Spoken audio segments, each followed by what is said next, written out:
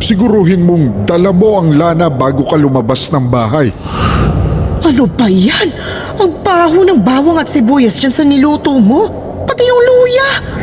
Mga kapitbahay! Tulungan niyo kami! Magnanakaw! Tumatakas!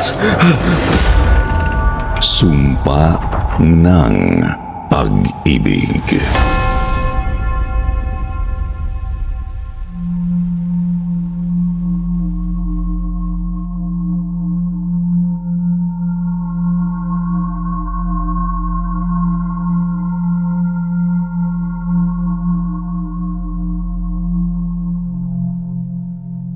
Kumusta po, Sir Jupiter? Maaari niyo po akong tawaging Nina. Ako'y 25 years old at naninirahan ngayon dito sa Cebu City. Ang isasalaysay ko sa inyo ay ikinuwento sa akin ng aking lolo Ambo noong nabubuhay pa siya. Sinigundahan ito ng aking lola Elena at ni Mama batay sa kanilang mga naaalala. Malaki ang impact ng pangyayaring ito sa aming pamilya dahil ito raw ang dahilan kung bakit lumipat sina Lolo dito sa Cebu City noong 1984. 12 years old pa lang noon si Mama. Hindi ko napapangalanan ang bayan na kanilang iniwan dahil sa kahindik-hindik na mga pangyayaring naganap doon. Isa yung maliit na bayan na malayong malayo sa lungsod. Albularyo nga pala ang aking lolo Ambo. Hanggang noong bago siya mamatay, 10 years ago, sa edad na 74 years old dito sa Cebu City, ay nanggagamot pa rin siya at tumutulong sa mga taong nagkakaproblema sa mga bagay na hindi natin maipaliwanag. Mga insidenteng itinuturing na supernatural o paranormal. Isa sa mga tinulungan niya noon sa bayang pinagmulan nila ay ang mag-asawang Fernando at Liza. Nasa mid-40s ang mag-asawa noong 1984. Sa deskripsyon ni Lolo, matangkad na lalaki si Fernando. Makisig kahit sa edad na yun. Maganda pa rin ang misis nitong si Liza, pero ganap na bulag si Liza. Nabulag ito noong ilang taon pa lang silang kasal ni Fernando. Ang paliwanag ng mga doktor ay dahil sa glaucoma. Mahal na mahal ni Fernando ang asawa. Para maalagaan ito sa araw-araw, sari-sari store sa harapan ng bahay nila ang napiling hanap buhay ni Fernando. Hindi nagkaanak sina Lisa at Nando. Kinupkup nila ang pamangkin ni Fernando na si Arlene nang mamatay ang ina nito at muling mag-asawa ang ama. Sa kanila na lumaki at nagdalaga si Arlene. 18 anyos na ito noong 1984. Isang umaga, dumating daw si Fernando kina Lolo na mukhang walang tulog at natataranta.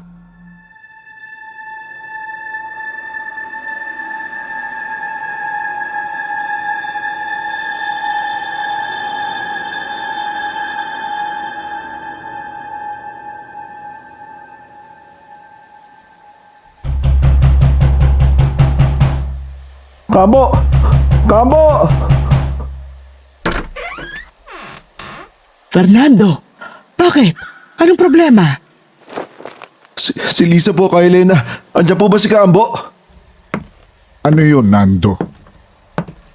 Si Lisa po. Hindi magising eh. May nangyari po kasi kagabi.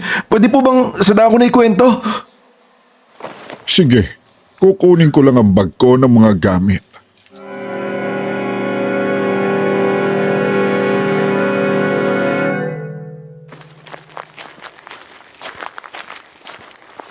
Ano bang nangyari kagabi?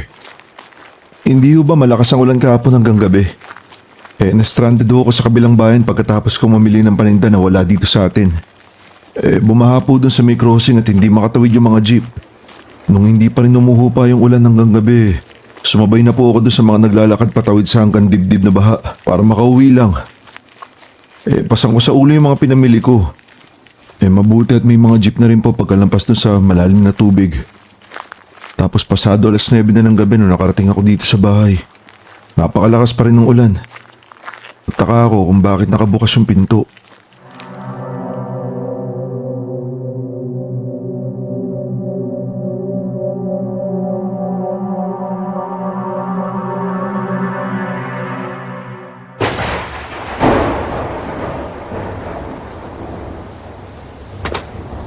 Lisa?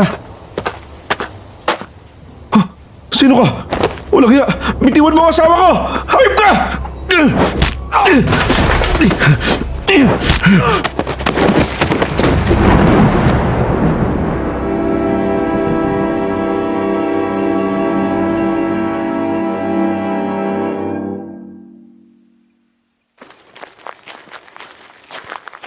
Nadatnan ko nakahandog sa isa sa si Lisa Kaambo. May lalaki nakakubabaw sa kanya. Nagdilim yung paningin ko. Sinugod ko yung lalaki.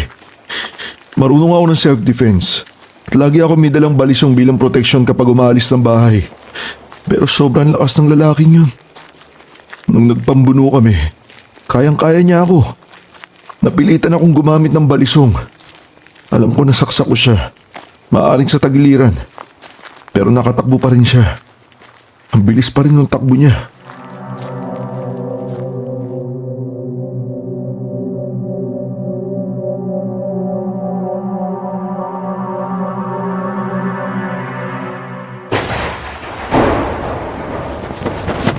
Tulong! Mga kapitbahay! Tulungan niyo kami! Magnanakaw! Tumatakas! Ay, naku! Tulong niyo! Saan ang punta? Tara, tara, huli natin! Bilisan niyo! Babalikan ko lang si Lisa.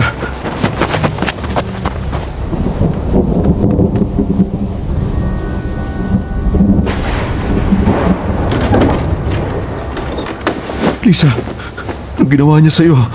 Arlene, ano nangyari dito? Fernando? Huh? Saliza? Sorry po. Sorry po.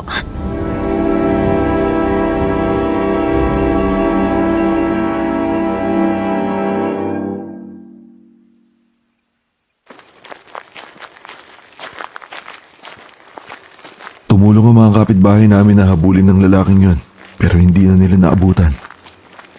Hindi na ako sumama sa paghabol dahil binalikan ko agad si Lisa. Wala ring malay si Arlene nung dumating ako Kaambo. Nakahandusay din siya sa isang tabi, sa may gilid ng pinto. Unti-unti lang siya nagising nung bumalik ako sa bahay. Tapos ikinuwento niya yung nangyari.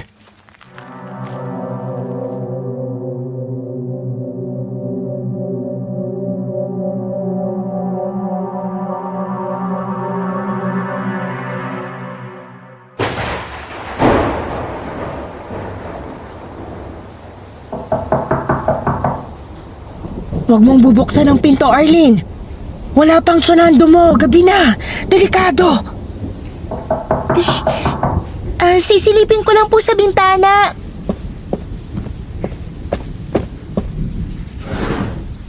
Ano ho yun? May bibigay lang ako. Wala ho si Fernando eh. Bumalik na lang kayo bukas sa tindahan. Nako, sumugod nga ako sa ulan para may bigay na ito ngayon eh. Iwan nyo na lang ho dyan sa labas. Hindi pwede, mahalaga to. Hindi pwedeng basta iiwan dito. At saka para kay Lisa to. Kailangan may ibigay ko na ngayon. Sige ho. Arlene! Bakit mo binubuksan ang pinto? Sino yan?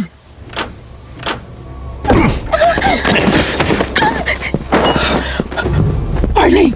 Arlene, ano nangyayari? Sino yan? Sino ka? Lisa.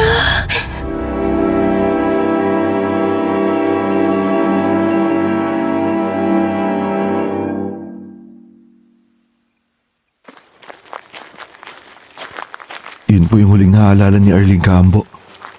Wala pa ring malay si Lisa nung bumalik ako sa bahay. Binuhat ko siya at inihiga sa kama namin. Natakot ako na baka ginahasa siya. Agad ko naman siyang ineksamin eh. Salamat sa Diyos at wala akong nakitang bakas na naghahasa siya. Ni hindi siya nahubda ng damit o panloob.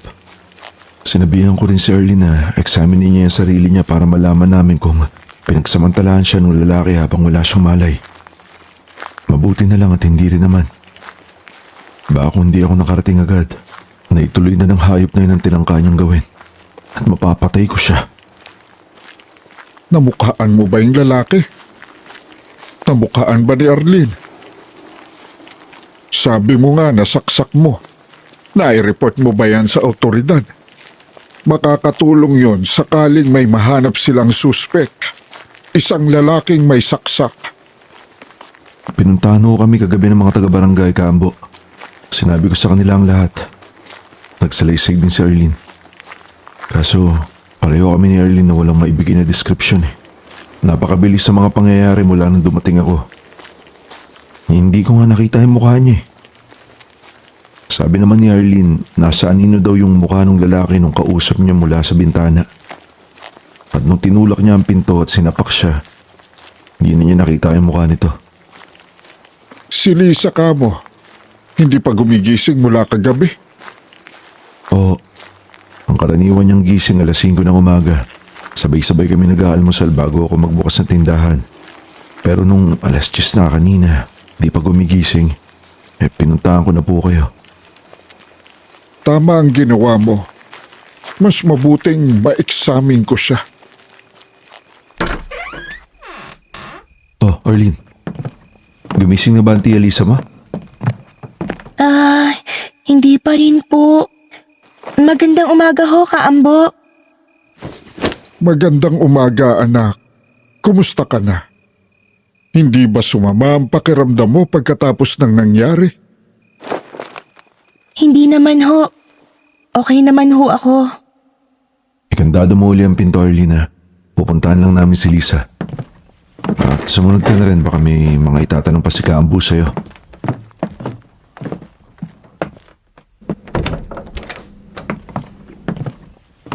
Maganda naman ang kulay ni Lisa. Maayos din ang kanyang pulso at temperatura. Arlene, may nakita ka ba sa ginawa sa kanya nung estranghero? Nandilim na ho agad ang paningin ko eh. Pero bago ko nawala ng malay, nakita kong itinumba ng lalaki si Chalisa sa sahig. At nung kausap mo yung lalaki bago ka nagbukas ng pinto, sinabi ba niyang para kay Lisa ang ibibigay niya? Oo. Sorry po. Sorry po talaga. Hindi ko dapat binuksan ang pinto eh. Arlene, hindi mo to kasalanan. Oo, Arlene. Hindi mo ito kasalanan. May hinala ako na talagang tinarget ng lalaking yon si Lisa. At kahit hindi mo binuksan ang pinto, makakagawa siya ng paraan. Posible ngang nahipnotis mo ka. Tinarget ho si Lisa? Bakit? Wala naman siyang kaaway ah. Wala kaming kaaway. Hindi kailangang kaaway. Maaaring natipuhan siya. Hindi ko ho kayo maintindihan. Mas natipuhan niya ang asawa kong 40 anyos na at bulag kesa sa pamangkin kong 18 anyos? Alam ko maganda pa rin si Lisa at hindi ko sinasabi si Arlene dapat ang biniktima niya pero hindi ko maintindihan. Hindi ito ordinaryong rapist, Nando. Iba ang takbo ng utak ng hayop na ito. May hinala ako na baka siya rin ang umatake sa kabilang bayan. Yung aswang ho? Aswang? Anong aswang?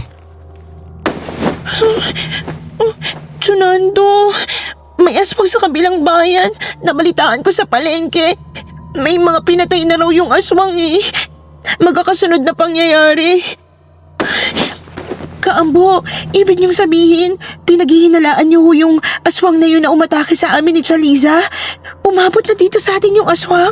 Diyos ko po! Kung hindi ka pa pala dumating agad siya, Nando, baka nilapa na kami ng aswang. Hindi tayo nakakasiguro na yun nga. Pero posible. Totoo ho ba talaga may aswang ka, Ambo? Hindi lang basta mga taong pumapatay sa kapwa. Totoo ang mga aswang. Kaya mas mabuti nang mag-ingat kayo. Huwag lalabas ng gabi. Ikaw, Nando, siguruhin mong nasa loob ka ng bahay bago dumilim. Magsara ka na ng tindahan ng maaga. 5:00 pa lang. Lagi kayong mag-lock ng mga pinto at bintana. At kahit nakalak na ang pinto sa salas, ilak nyo rin ang mga kwarto nyo sa gabi. Si Lisa, kailangan nating hintaying magising at obserbahan natin ng mabuti. Nando, itabi mo itong bote ng lana. Hindi ito basta lana lang. May orasyon ito at makikita mong kukulo ito kung may aswang sa paligid. Itago mo ito ng mabuti at pakaingatan. Uuwi na muna ako. Sunduin mo ko uli kapag nagising na si Lisa. Sige ho, salamat. Magkano po pala ang konsultasyon ka, Ambo? Wala, Nando. Hindi pa natin alam ang kinakaharap natin. Obserbahan muna natin si Lisa. Maraming salamat ho.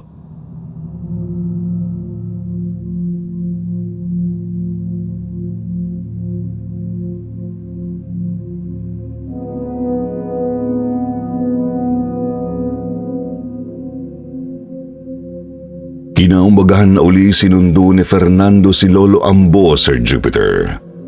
Nagulat daw si Lolo na masaya na si Nando.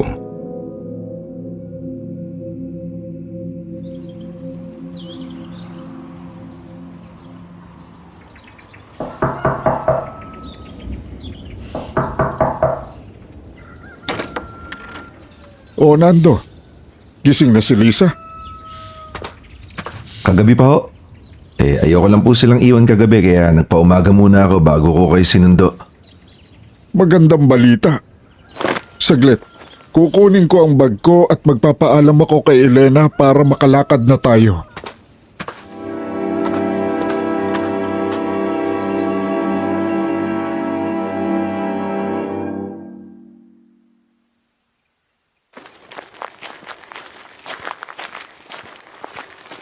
Mga hating gabi ho siya nagising. Mabuti na lang ho, gising pa ako.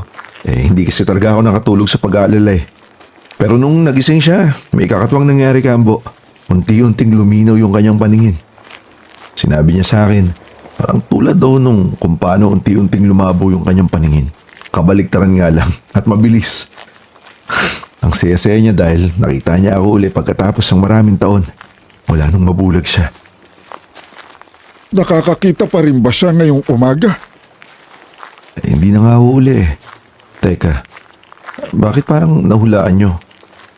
Nung mag-umaga na, hindi pa kasi talaga ako natulog magdamag eh. Unti-unti na namang lumabo yung paningin niya tapos nakatulog ulit siya.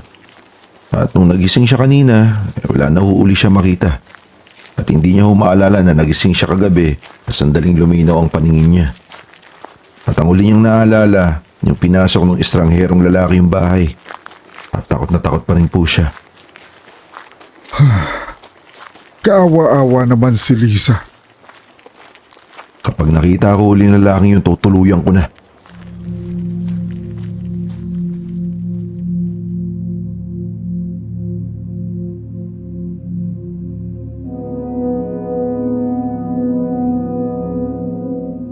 Muling iniksamin ni Lolo Ambo si Liza, Sir Jupiter.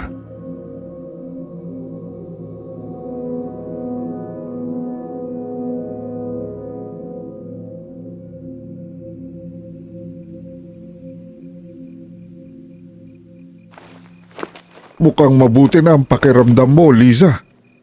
Wala ka nang iniinda. Walang mga pagbabago sa katawan mo. Ay, wala naman ho. Pero, ninenervyos pa rin ako. Natural lang yon dahil sa naranasan ninyo. may maibibigay akong tsaa na pampakalma ng nerbiyos. Sabi nga pala ni Nando, nagbalik ang paningin mo kagabi pero hindi mo matandaan. Naiinis nga ho ako na hindi ko matandaan yun. Gustong gusto ko pa naman talagang makakita uli. Ibig bang sabihin nun, Kaambo, magbabalik ng paningin ko? Hindi na bale, Lisa. Kung minsan, mas okay pa ang ganyang kalagayan mo kesa makakita ka nga uli pero may kapalit namang mabigat na kabayaran. Oo nga, mahal eh. Hindi na baling hindi mo ako makita ngayon kasi hindi na ako kasing bata at kasing pogi nung naalala mo. Tsaka di ba, kahit naman nabulag ka, hindi nabawasan ang pagmamahal ko sa'yo. Mas lalo pa nga kitang minahal at iningatan eh. At isinumpa ko yan sa'yo, hindi ba? Na lagi ko nga alagaan ang kapakanan mo, na lagi kitang ilalagay sa mabuti. Alam ko, mahal. Lagi ko yung pinagpapasalamat. Naku, Kaambo, napakaswerte ko sa asawa ko. Totoo yan, Lisa. Kaya lagi mo yang tatandaan.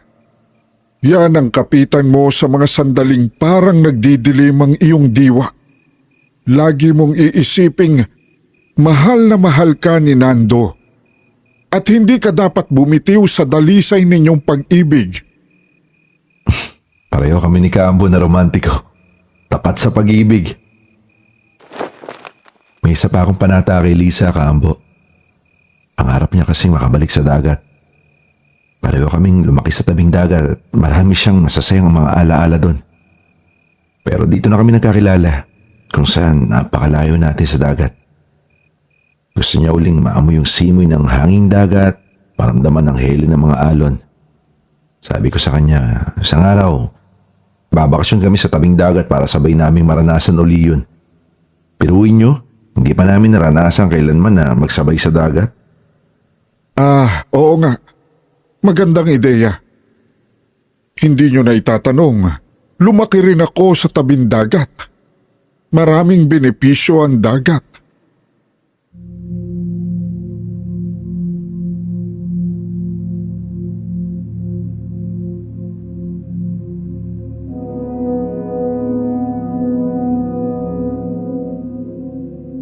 Naging busy daw si Lolo Ambo ng sumunod na linggo, Sir Jupiter. May nagpatawag sa kanya sa isang karatig bayan.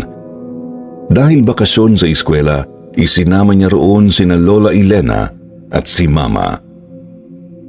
Halos isang linggo silang namalagi roon. Pag-uwi raw nila ay agad na pinuntahan ni Lolo Ambo ang tindahan ni Fernando.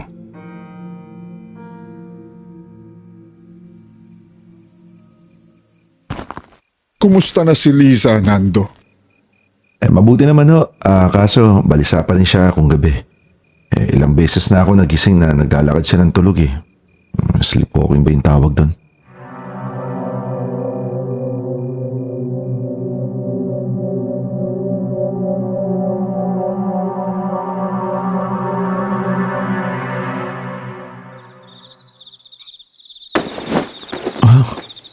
Lisa? Lisa, asan ka?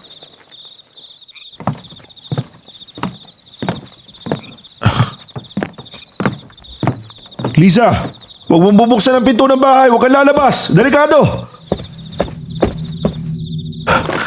Mahal, bakit ka bumangon sa gitna ng gabi? Anong ginagawa mo rito sa salas? Bakit ka lalabas ng bahay? Oh, tulog pa pala to.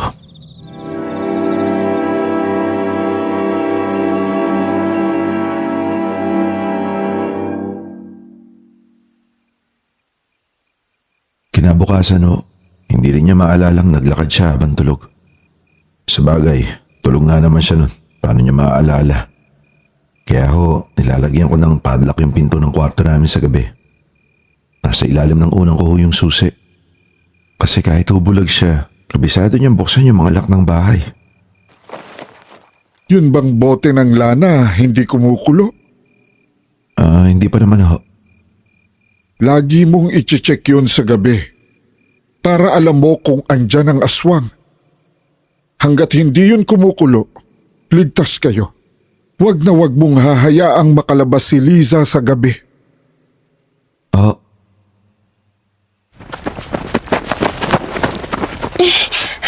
Fernando! Nandito pala kayo, Kaambo. Naku, may balita ho sa palengke. Nahuli raw yung lalaking aswang kagabi sa kabilang bayan.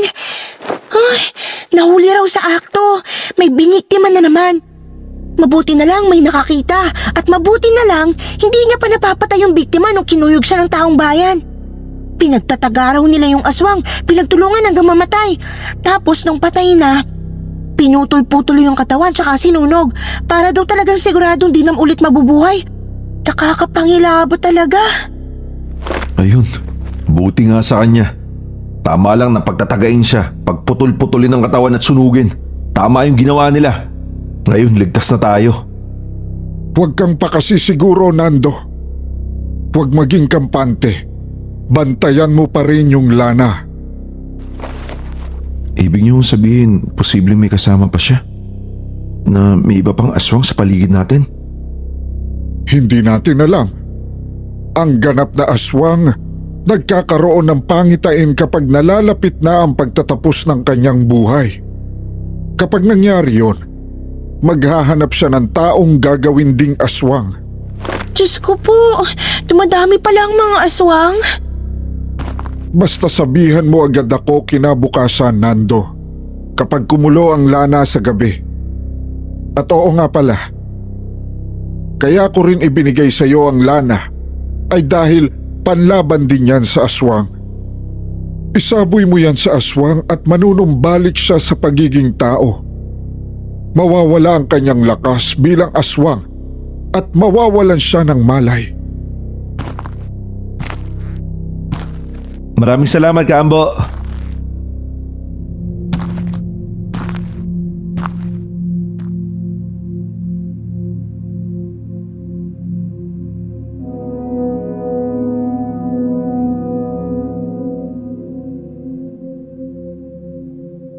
Mahigit isang buwan din daw na hindi nagkita sina Lolo Ambo at Fernando. Pero isang araw, dumating uli si Nando kina Lolo.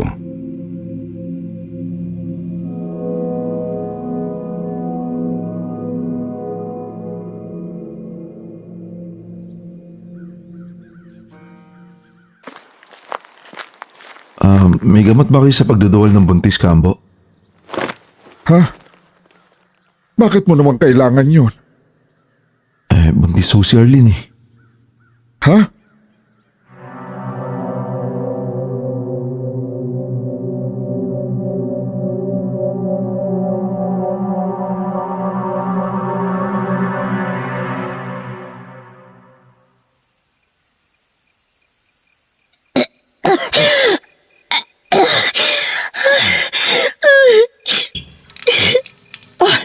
Arlene! Naku, ano nangyayari sa'yo? Bakit ka nagsusuka? May nakain ka bang masama? Pare-pareho naman tayo ng kinakain dito sa bahay. May kinain ka ba kanina sa palengke? Patawarin niyo po ako. Buntis yata ako. Hindi ako dinadatnan. Arlene! Sino ang ama niyan? Kailangan niya kayong panagutan niyang dinadala mo. Si Homer po. Pero wala na siya. Nung nalaman niyang naghihinala akong buntis ako, naglaya siya sa kanila. Walang hiya siya. Duwag! Manluloko! Huwag kang mag-alala, Arlene. Nandito kami para sa'yo. Para sa inyo ng baby mo.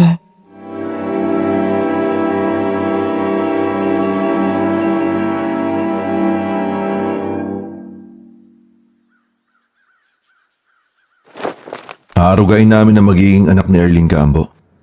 Parang apo na po namin yun eh. Nakakaawa si Arlene. Niloko na nga at iniwan, hirap pa sa paglilihi. Laging naduduwal at nagsusuka. May maibibigay akong tsaa para dyan.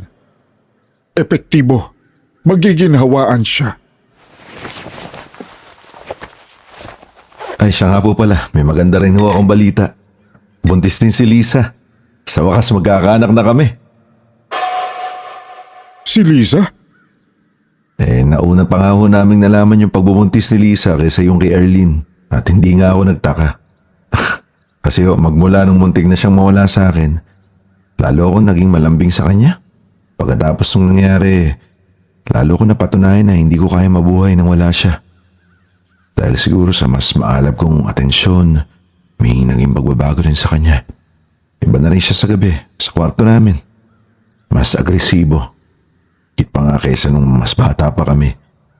Kaya siguro kahit sa edad namin to, nakabuo pa kami.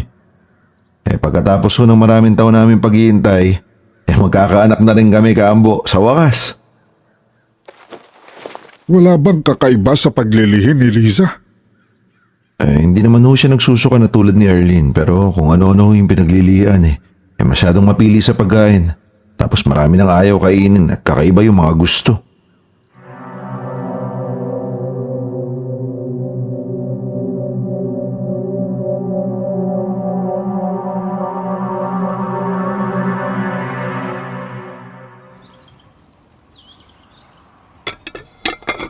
Mahal, kain na. Ano ba yan? Ang baho ng bawang at sibuyas dyan sa niluto mo. Pati yung luya. Amoy na amoy ko. Oh, di ba paborito mo yung maraming bawang, sibuyas at luya sa ulam? Lalo na kung ganitong isda yung niluto, pampalis ng lansa. Nababahuan ako sa mga yan ngayon. Tsaka malansa pa rin yung amoy ng isda. Ayoko niyan. Hindi ako makakakain yan. Ilayo mo sa akin. Tsaka, wag mo na ako ipagluto ng isda o kahit na anong laman dagat, malansa. Oy, di itong gulay na lang muna yung kainin mo. Tatago ko muna tong isda para hindi mo maamoy. Mabuti na lang mahilig ka sa gulay. Ayoko rin ng gulay ngayon, walang lasa. Para akong kumakain ng papel. Ganun ba? Iba pala talaga yung panlasa ng buntis, no? Anong gusto mo? Ipagluluto kita. Karne. Karne ang iluto mo para sa akin araw-araw. Yung karne na hindi tuyo o tostado. Yung paghiniwa, malambot at makatas. Parang ang sarap nun. Parang nai-imagine ko ng lasa. Tsaka ipag-ihaw mo ko ng isaw, tsaka atay ng baboy. Yung hindi tostado ha, yung malambot pa rin. Tapos wag maalat. Wag mo asinan. Hindi ba mas balansa nga yun? Hindi! Basta yun ang gusto ko.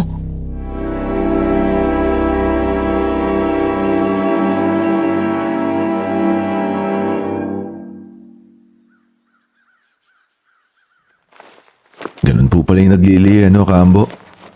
Pinagbibigyan ko naman, syempre.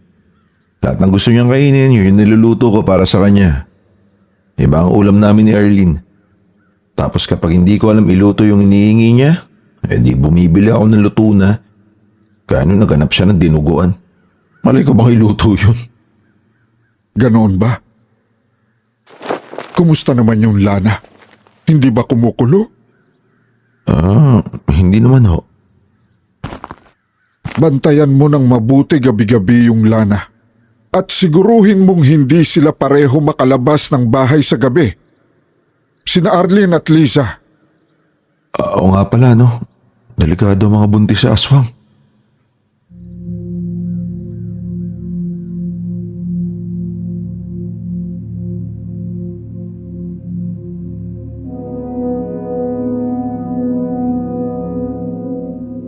Pagkaraan ng 1 linggo pa, bumalik si Fernando kay Lolo Ambo, Sir Jupiter.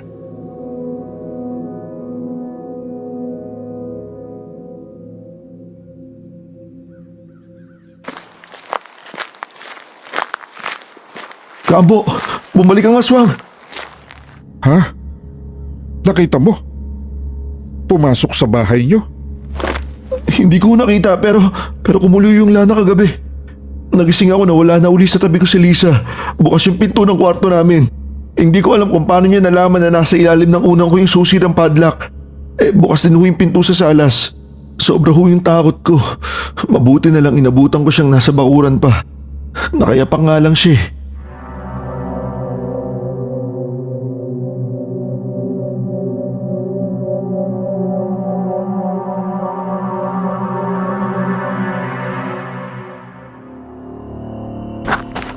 Lisa!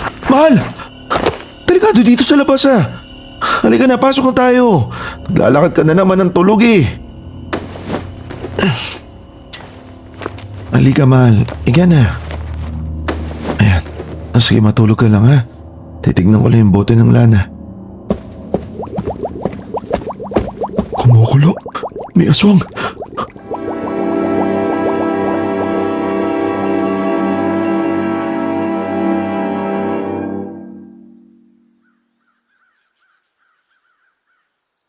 Hindi naman kulong-kulo yung lana, Kaambo. Konting-konting bula lang. Pero dati wala talagang bula kaya papansin-pansin yung pagbabago. Ibig sabihin ba nun, Kaambo, umaaligid sa bahay namin yung aswang ng mga sandaling yun? Kasi maaaring nasa paligid lang yung aswang nung nasa labas ng bahay si Lisa. Mabuti na lang, hindi niya ako naunahan kay Lisa. Mabuti nagising ako agad. Mabuti rin at konting bula lang. Malayo pa yon pag gano'n. Magmula ngayon, Nando, siguruhin mong abot kamay mo palagi ang lana mula pagkagat ng dilim hanggang umaga.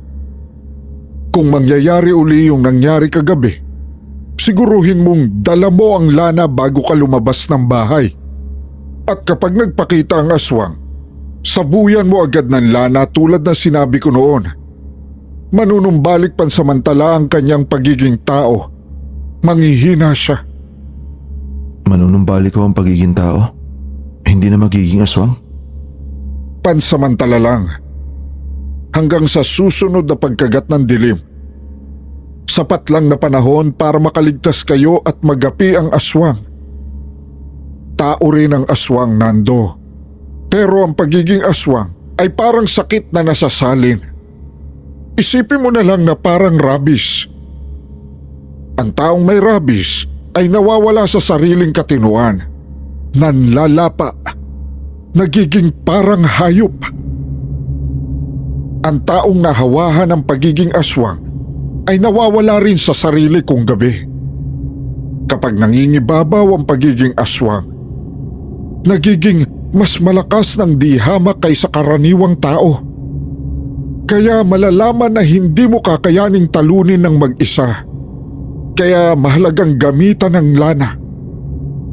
Yung aswang sa kabilang bayan, natalo lang dahil sabay-sabay na sinugod ng pagkarami-raming kalalakihan at pinagtulungan. Ganun pala yun. Kapag nanghina na siya sa lana, hindi ko na siya patatawarin. Papatayin ko siya.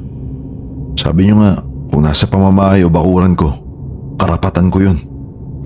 Huwag kang pakakasiguro na kaya mo yung gawin pagdating ng pagkakataon, Nando. Kailangan mong ihanda at patatagin ang sarili mo. Pagkatapos ng tinangka niyang gawin kay Lisa, handang-handa na ako. Yan ang gusto kong ipaliwanag sa iyo, Nando. May mga hinala ako sa ginawang pag-atake kay Liza.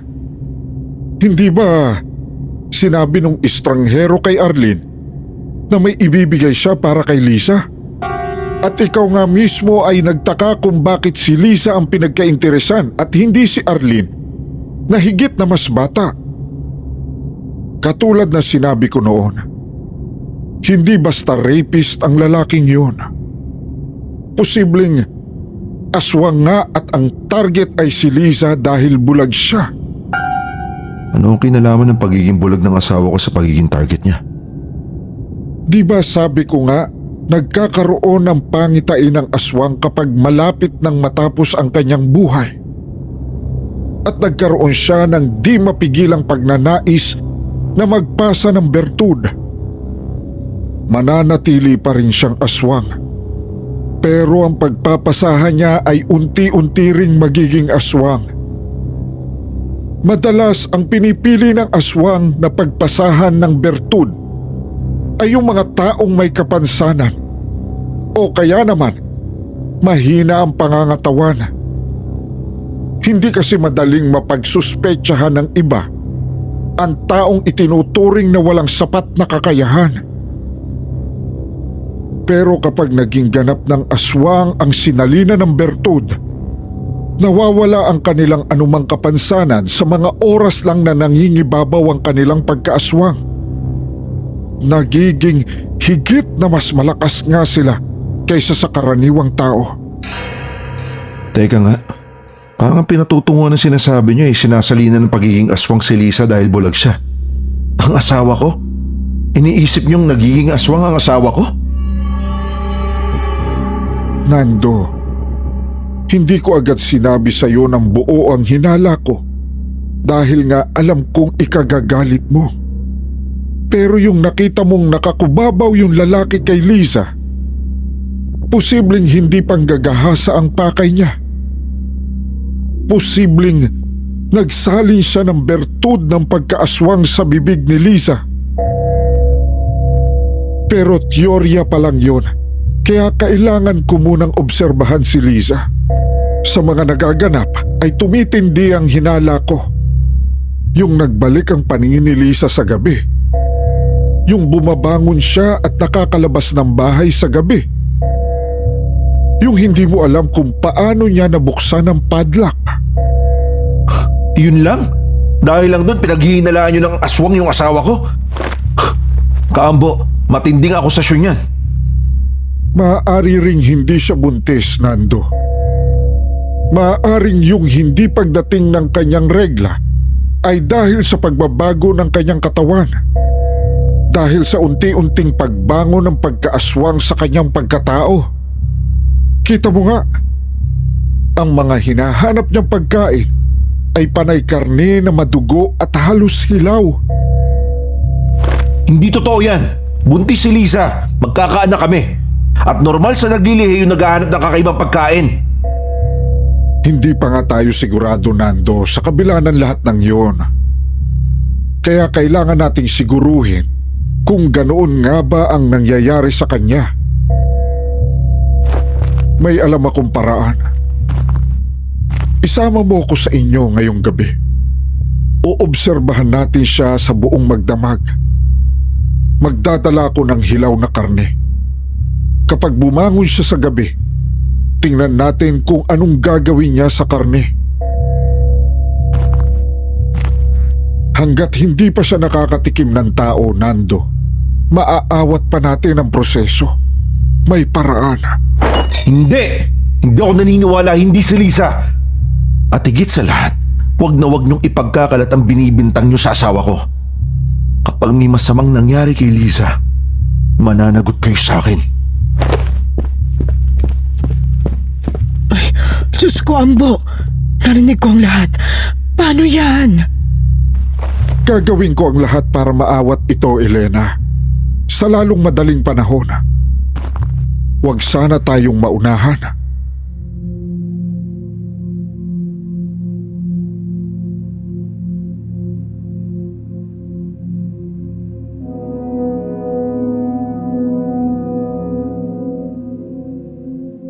Pero kinabukasan din, Sir Jupiter, maagang maaga pa, ay naroon na uli si Fernando kina Lolo. Pawisan ito, marungis, nanginginig at umiiyak. Basang-basa rin ito mula ulo hanggang paa dahil malakas ang ulan sa labas mula pa noong nakaraang gabi.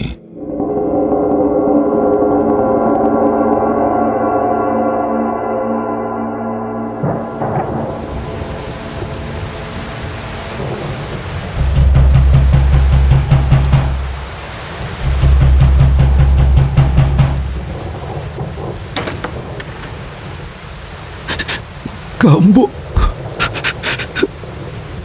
Nando, anong nangyari? Pasok ka! Basang-basa ka!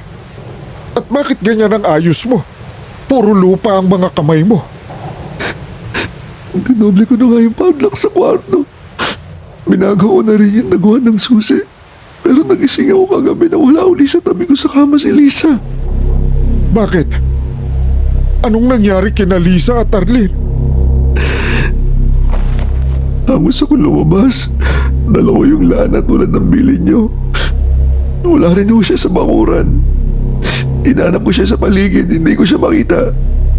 Bumalik ako sa bahay dahil naalala kong hindi ko nailak yung pinto na iwan doon si Arlene. At pagdating ko, bukas ang pinto ng kwarto ni Arlene.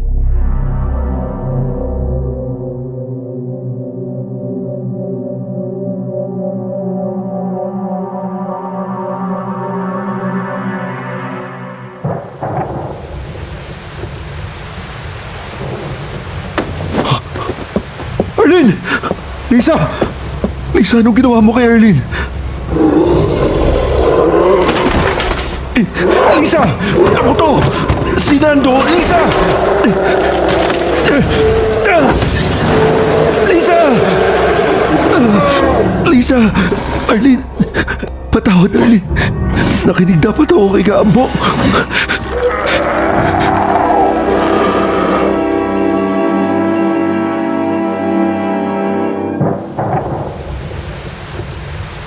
Diyos ko, naunahan tayo.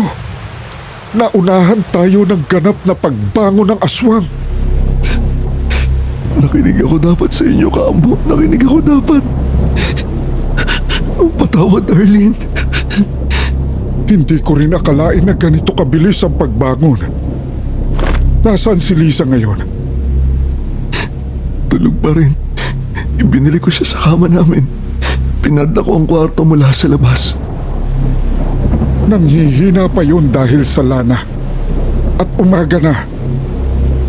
Hindi ba bangon ang aswang sa katauhan niya sa araw? Paano si Arlene?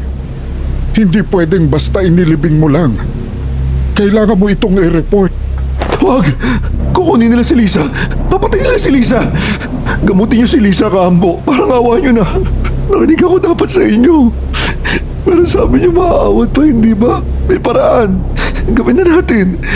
Gawin na natin agad. Alasin niyo yung sabi kay Lisa. Parang awa niyo na. Kung hindi pa sana nakatikim ng dugo at laman ng tao ang aswang sa katauhan niya, maaawat pa natin. Pero ngayon, ikinalulungkot ko, Nando. Wala na tayong magagawa. Ganap na ang pagbangon ng aswang.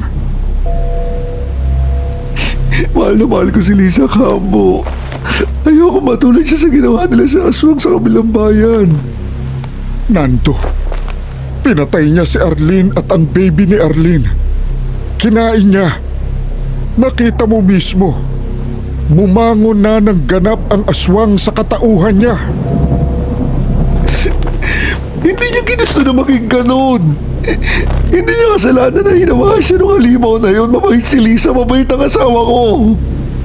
Alam kong mabait si Lisa. Kilala ko siya. At oo, magkaiba si Lisa at ang aswang na bumabangon sa gabi. Mabait pa rin si Lisa sa araw. Kapag nasa ordinaryong pagkatao niya. Pero hindi natin sila mapaghihiwalay ngayon, Nando. Iisa na sila. Ilalayo ko na lang mo si Lisa, Kaambo. Ititira ko siya sa bundok malayo sa mga tao. Yung kaming dalawa lang para hindi na siya makapatay. Uli ako ng mga hayop para yun na lang yung kainin niya. Gagawa ako ng paraan, Kaambo. Nando,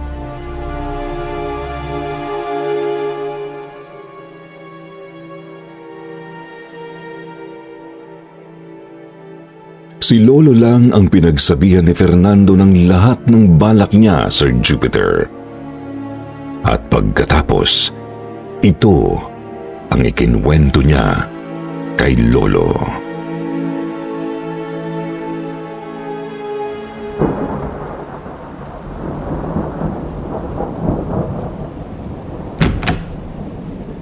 Nando, ikaw ba yan? Bakit hindi ako makalabas ng kwarto kanina? Tinatawag ko kayo ni Arlene, walang sumasagot sa akin. Pasensya ka na. Nila ko talaga yung pinto mula sa labas para sa protection mo. Kasi kinailangan kong umalis at wala kang kasama dito at baka mapano ka. Bakit? Nasaan ba si Arlene? Namalengke ba? Di ba hindi kayo nagsasabay sa pag-alis para lagi ako may kasama rito sa bahay? Bakit umalis ka rin? Nagtanan si Arlene, mahal. Sumama na siya doon sa boyfriend niya. Binalikan siya. Sulat na lang inabutan ko kanina pagising ko. Kaya napilitan akong iwan ka rito kasi hinabol ko siya sa estasyon ng bus. Sarap ng tulog mo kaya hindi na kita ginising kaya nila ko na lang yung kwarto. Hindi ko rin naman hinabot sa estasyon si Arlene eh. Naku, bakit pa nila kailangan magtanan? Papayag naman tayo na pakasal sila. Mabuti nga yun eh. Kaya ako nga hinabol para sabihin yan eh. Siguro nahihiya sa atin yung Homer dahil iniwan niya si Arlene nung simula. Basta hayaan na lang natin sila, mahal. Total naman, magkakababy na rin tayo, di ba? Huwag ka na malungkot. At saka mahal, naisip ko, habang hindi pa malaki yung tiyan mo, dadali na kita sa dagat. Di ba, matagal ko nang pinangako yun. Talaga? Sige. Ihanda ko na yung mga gamit natin. Bakit? Agad na ba ang lakad natin sa dagat? Oo, ngayon na mismo, pagtigil ng ulan. Pagkagaling natin sa dagat, lilipat din tayo ng tirahan. Gusto ko yung mas presko yung simoy ng hangin. Mas makakabuti sa inyo ni baby. Ha? Bakit? Okay naman tayo dito ah. Nagugulan at naiingayan na ako dito eh. Di ba? Ikaw din? Naiirata ka sa ingay ng mga tricycle na panay daan dyan sa harap. Ay, sa bagay. Saan naman tayo lilipat? Sorpresa. Basta siguradong mas makakabuti sa'yo. Di ba lagi namang kapakanan mo yung prioridad ko? Maraming salamat, mahal.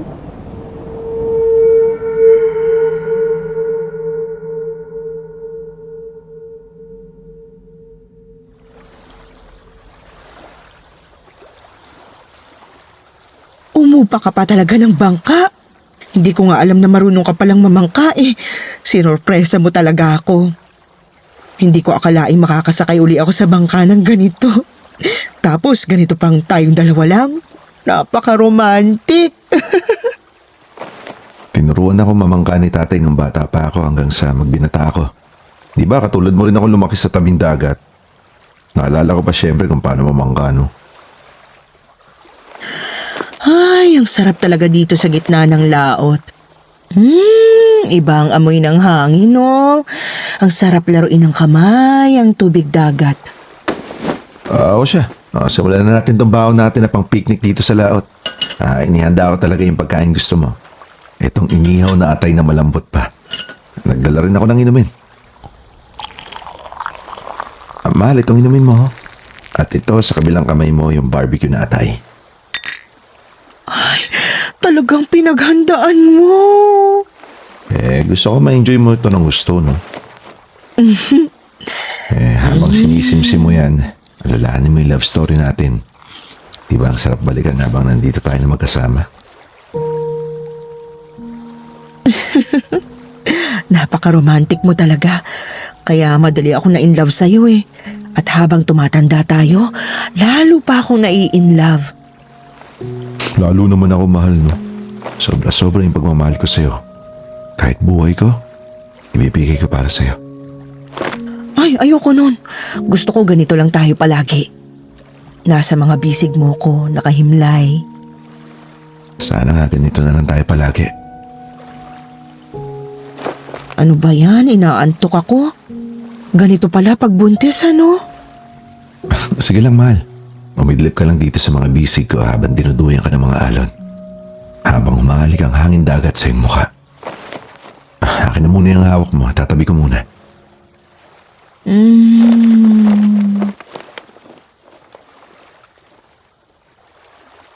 Mahal na mahal kita, Lisa.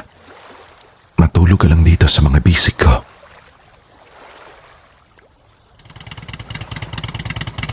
Nando, Kambo, nakatulog na si Liza. Kambo, hindi ko yata kaya.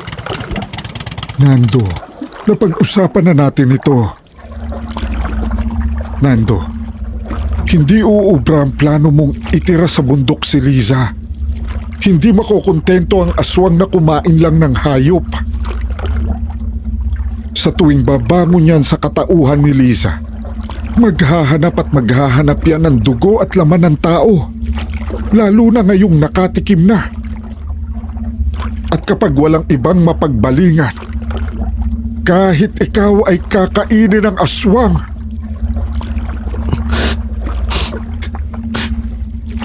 Hindi ako natatakot. Handa akong ibigay yung buhay ko para kay Lisa. Ako na lang kaya kaysa ibang tao pa. Kahit ibigay mo ang buhay mo, hindi mo siya matutubos. Akala mo ba, matapos kang kainin ng aswang titigil na yan? Hindi. Maghahanap at maghahanap pa rin yan ng ibang taong kakainin gabi-gabi. Pupunta yan sa pinakamalapit na komunidad o sa mga magkakalayong mga bahay sa bukid. Kahit gaano pa kalayo ang pagdalhan mo sa asawa mo, kayang takbuhin ng gutom na aswang ang papunta sa maaamoy nitong kinaroroonan ng mga tao. Kaya ba ng konsensya mo na may mga tao pang mapatay ang aswang? Tandaan mo ang nakita mong ginawa niya kay Arlene at sa sanggol sa sinapupunan ni Arlene. Ang kawawang si Arlene at ang baby niya. Lisa, asawa ko. Bakit ka nagkaganito? Bakit ikaw pa? Alam ko kung gaano mo kamahal si Lisa, Nando. Saksi ako sa pagmamahalan ninyo. Pero kung itutuloy mo ang balak mo, isang araw ay matutulad din ang kapalaran niya sa aswang sa kabilang bayan. Isang araw, mahuhuli rin siya ng mga tao at papatayin sa ganoong paraan. Pagtatatagain, puputol-putulin ang katawan at susunugin. Hindi, wag. Ayoko mangyari yun kay Lisa. Tulungan mo ako, Kamo. Tulungan mo si Lisa. Kung ayaw mong maranasan niya yon, Nando, pwede mong gawa ng paraan para mapatay ang aswang nang hindi mahihirapan si Lisa. May sasalba natin si Lisa? Hindi, Nando. Ikinalulungkot ko. Pero kailangan mong tanggapin na kasabay ding papanaw si Lisa. Pero sa paraang hindi siya mahihirapan. At hindi niya alam ang magaganap. Kailangan gawin ito sa dagat. Dahil mamamatay ang aswang sa tubig dagat.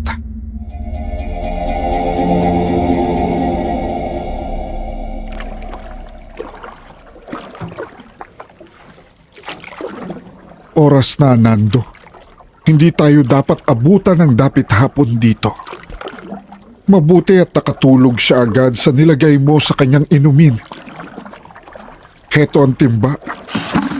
Punuin mo ng tubig dagat ang loob ng bangka. Siguruhin mong nakababad ang buong katawan niya sa tubig dagat. Pagkatapos, lumipat ka na dito. Sigurado ko kayo hindi mahihirapan si Lisa na wala siyang mararamdaman. Makasisiguro ka, Nando.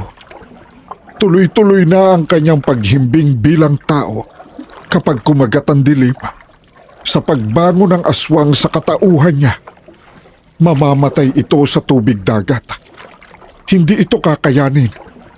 At dahil nasa gitna ng laot ang bangka, hindi makakatakas ang aswang. Sa pagkamatay ng aswang, mamamatay din si Lisa.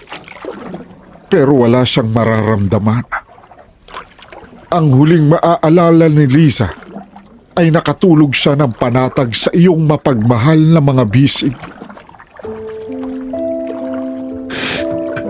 Mahal ko, patawarin mo ako.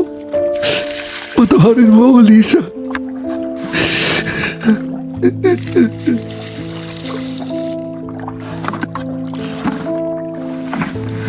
Sapat na yan, Nando. Lumipat ka na rito. Isang halik na lang ho. Isang huling halik.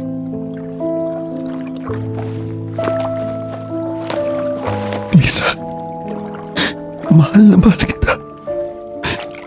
Hintayin mo ako, ha? Magkikita rin tayo sa kabilang buhay.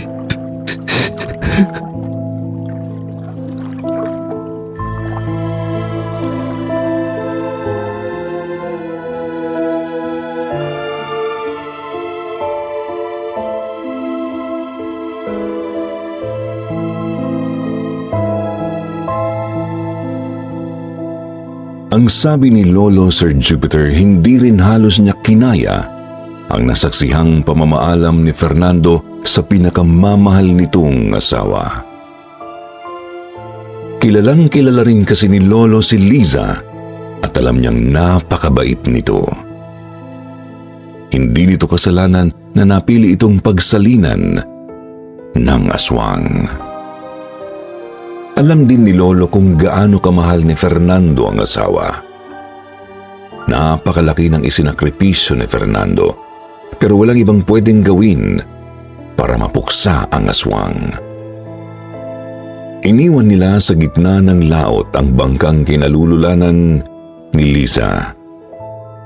Hindi mapatid ang paghagulgol ni Fernando sa kanilang paglayo. Sa ibang bayan nagmula si Lolo kung saan niya inupahan ang bangkang dimotor. Yung bangkang iniwan nila ay nabili ni Fernando mula sa ibang dalampasigan at hindi nahahanapin ng may-ari. Ibinalik nila ang bangkang dimotor sa pinagkaupahan ni Lolo. Magkahiwalay silang bumalik sa inuuwiang bayan.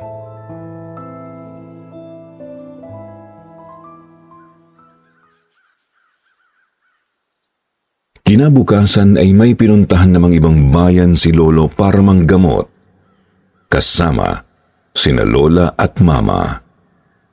2 gabi raw sila doon. Pag-uwi nila, nagimbal sila sa balitang isinalubong sa kanila ng isang kapitbahay.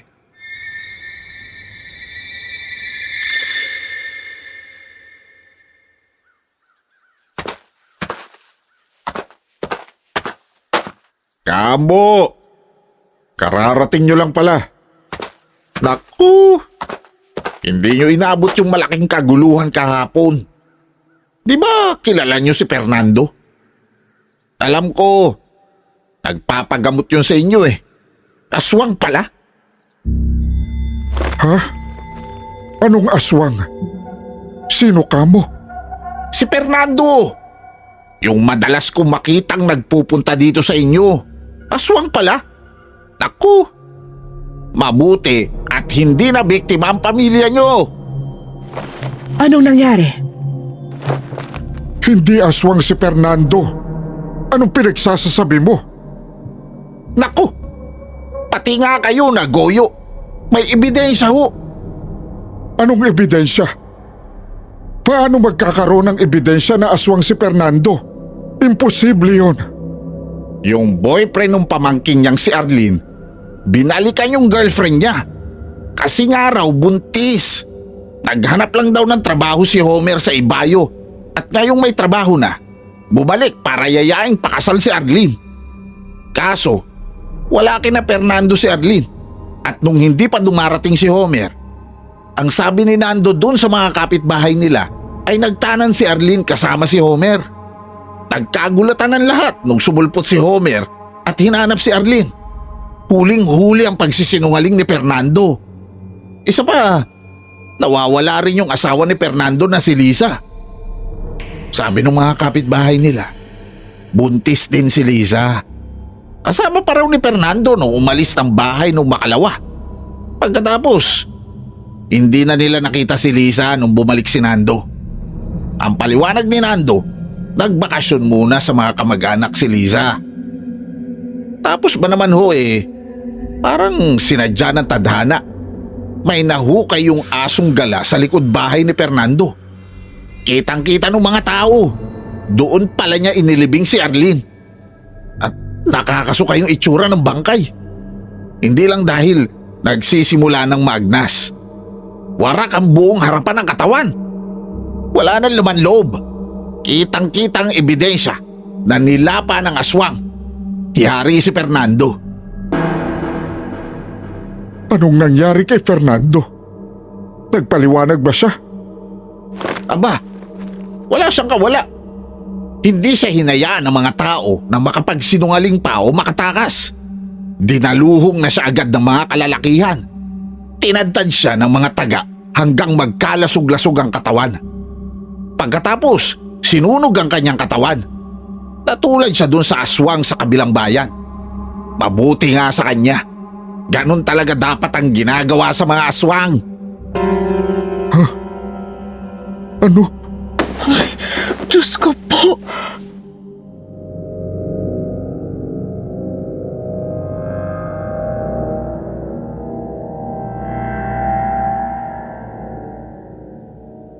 Sir Jupiter, ganoon na lang ang awa ni na lolo at lola sa sinapit ni Fernando. Dahil doon, nagpasya si lolo na ilipat ang pamilya sa Cebu City.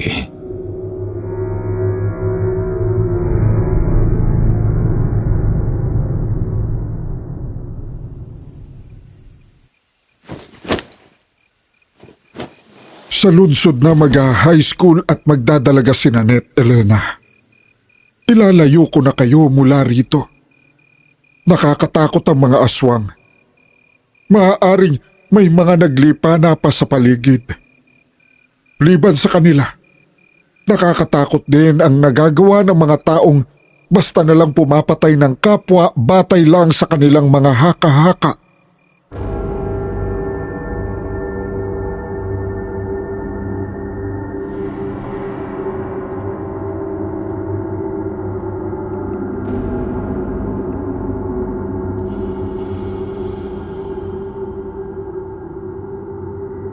Sampung taon na mula nung namayapa si Lolo, Sir Jupiter. Pero sina Lola at Mama naniniwala pa rin na may aswang. At kahit ipinanganak at lumaki ako sa lungsod, lagi nilang sinisigurong may baon akong maliit na botelya ng lana ni Lolo. Lalo na kapag nasa labas ako ng bahay sa gabi. Sinusunod ko naman para mapanatag ang loob nilang dalawa. At saka hindi ba? You never know.